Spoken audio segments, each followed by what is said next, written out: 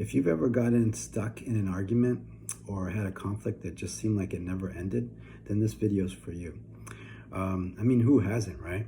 So anyway, one of the things I want to share with you today is called the Crazy Eight.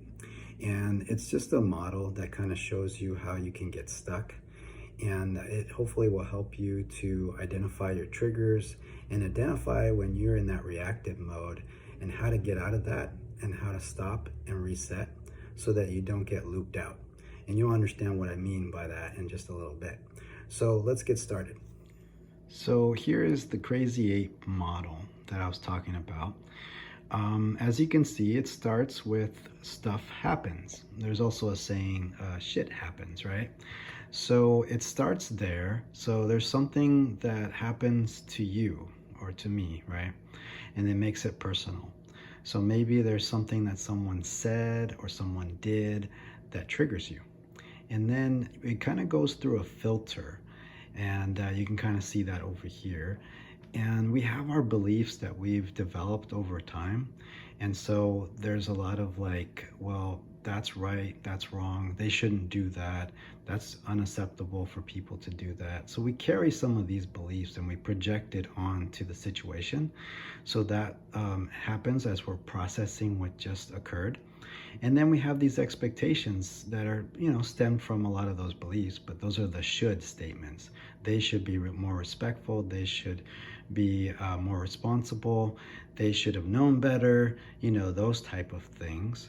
And then that affects our thoughts, which can, sound like maybe they are irresponsible. They are a failure. They can't do anything right.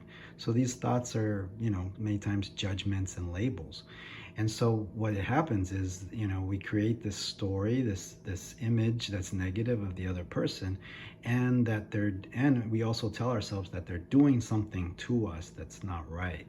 So then of course that's going to affect our emotions. We're going to be angry, we're going to be upset, we're going to get defensive. And so that all leads to an action, where we step out and maybe we say something that later we'll regret.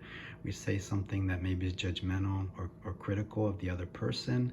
And that is now like a trigger for them. So that's what happens for them. That's their that shit that happens, if you will. And then they have their whole time of trying to process this.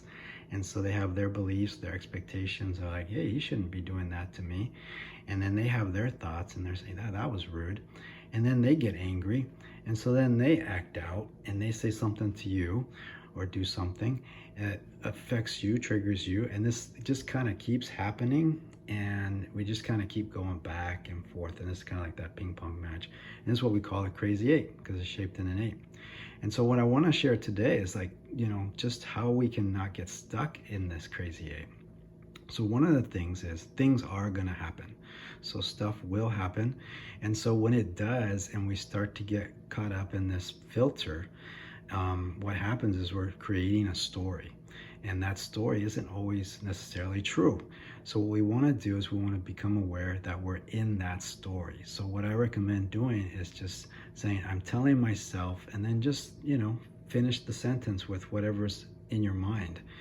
And then remind yourself that this is your story and that it's time to take a deep breath and to pause. Because if you're upset or angry, that's another sign that you were getting triggered. And a lot of it's because of the things that you're telling yourself. So you want to catch yourself, if you will, and stop and pause. Maybe go for a walk, maybe do some deep breathing, maybe excuse yourself, get a glass of water, give yourself a moment, maybe journal, try to think about what is really going on. And so as we're doing that, we're not looping out, but we're staying looped in. And we're doing some reflection on what really happened and how do I feel about it and what are my needs? What is really important to me here? And let's not get so stuck on the thinking, which gets me more in trouble. And let me really think about what I want to say to meet my needs instead of acting out. So, what is it that I really, really long for right now or really wanted in that moment? A value of mine that was really important. So if we can do that, we can stay looped in.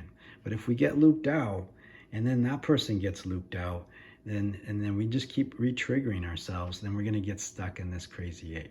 So the idea is to catch ourselves and to have a practice that we can apply, which might be taking a walk, might be going, and doing some deep breathing, might be going and journaling, could be going and maybe doing some art, playing some music, calming ourselves down, and then thinking about what's really going on and what's really important to me, and communicating that instead of what you think about someone else, and reacting from that story. So that's the crazy eight, and hopefully that's helpful, and you can stay out of the crazy eight and stay looped in and start advocating for your needs in a more effective way. All right, thanks.